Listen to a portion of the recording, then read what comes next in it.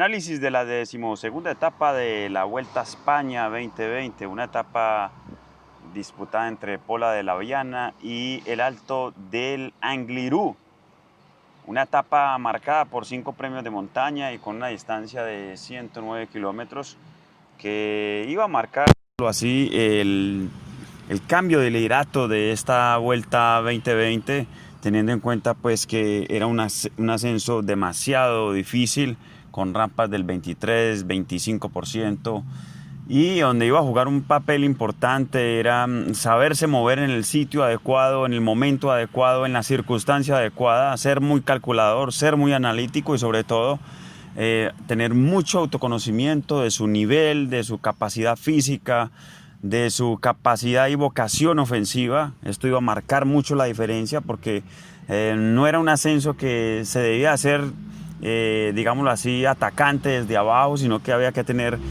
sus reservas, había que tener muy bien en cuenta el espacio, la dificultad y el perfil mismo de la etapa. De entrada, dos corredores se van del grupo principal, Rux y Van der Beek.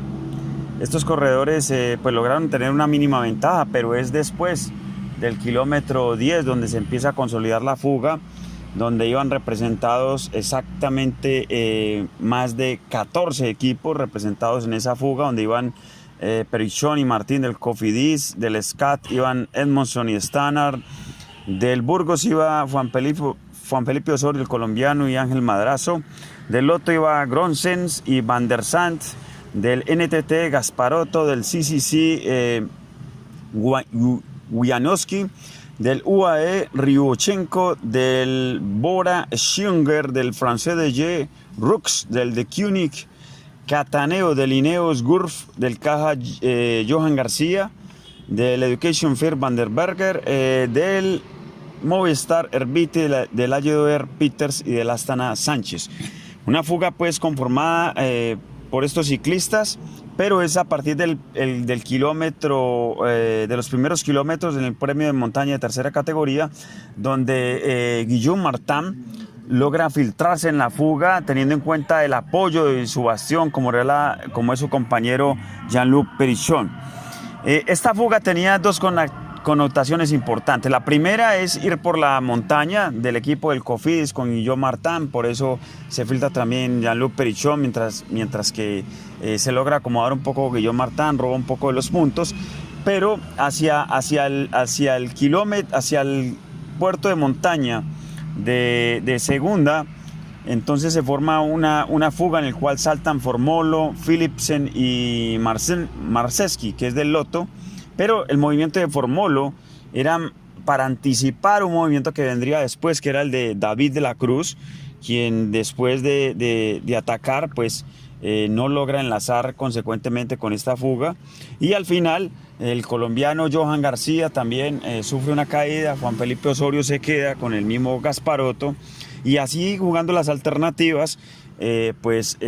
corredor del UAE, como lo era David de la Cruz, se la estaba jugando de lejos. Al ver que ese movimiento se produce, el Movistar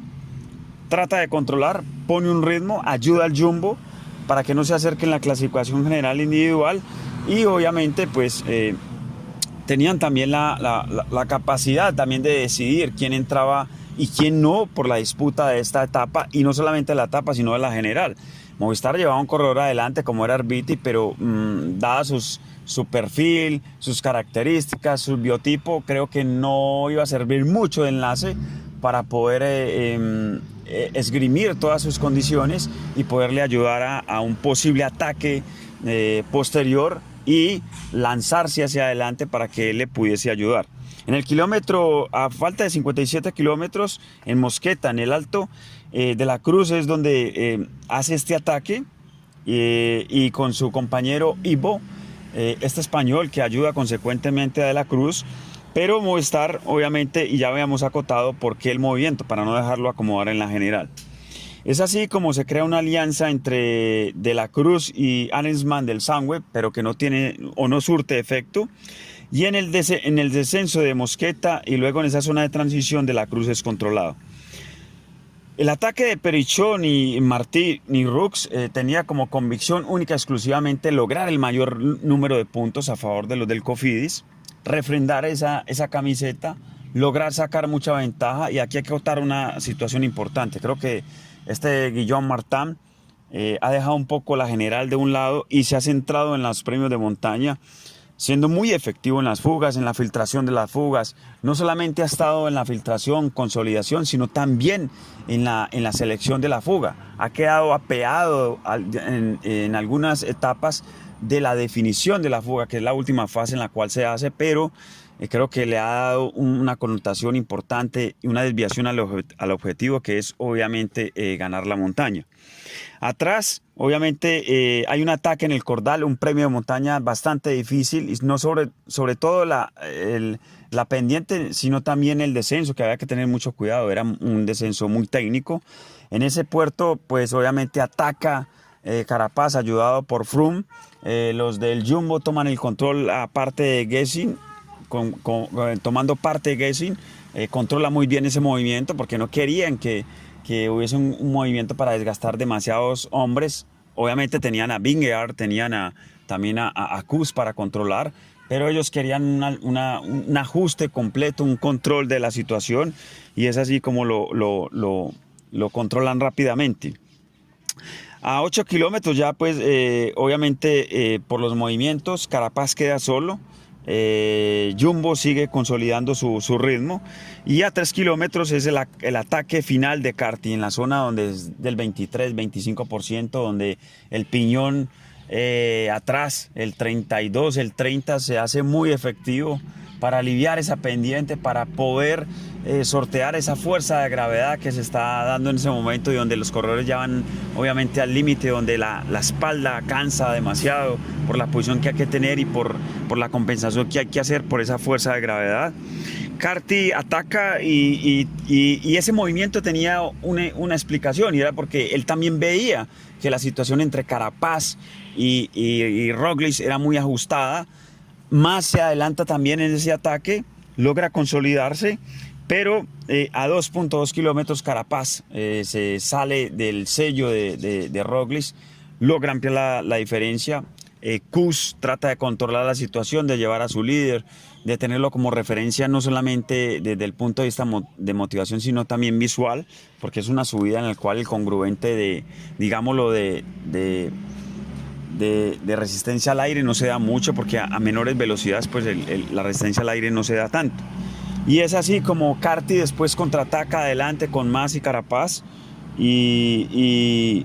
resuelve la etapa a su favor. Un ataque fulminante, certero, y que le da una gran victoria a la Education First y el nuevo liderato de Richard Carapaz. Roglic creo que controló la situación. Creo que está dentro de lo previsto, está dentro de lo presupuestado, no tener más de medio minuto en una etapa grande, fuerte. El tener también a su equipo también rodeándolo hasta ya casi finalizando la etapa, pues le da mucha confianza. Para mí, creo que la carrera la vuelve a desequilibrar otra vez el Jumbo el día martes en la contrarreloj con Roglic, y de ahí ya va a depender el título de la vuelta, porque si Roglic mete más de 1 minuto y medio en la contrarreloj, creo que ya por la última subida el día viernes, creería yo que ya podría sentenciar esta vuelta. Una etapa realmente justificable para observar, para analizar, pero más cargada de emociones y de situaciones en las cuales nos vimos muy bien referenciados en esta etapa de la Vuelta a España.